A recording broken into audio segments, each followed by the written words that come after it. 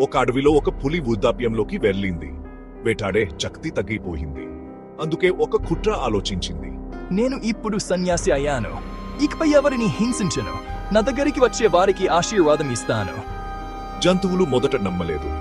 కానీ రోజులు గడిచే కొద్దీ కొన్ని చిన్న జంతువులు దాని దగ్గరకు వెళ్లి తిరిగి రాకపోవడం మొదలైంది.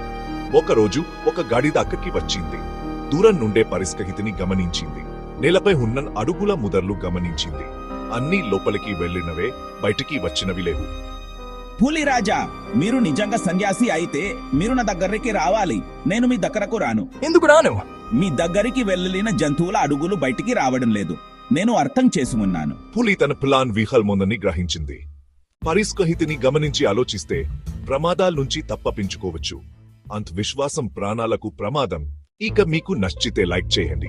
ఈ వీడియో మీ స్నేహితులు, మీ బంధుమిత్రులకు షేర్ చేయండి.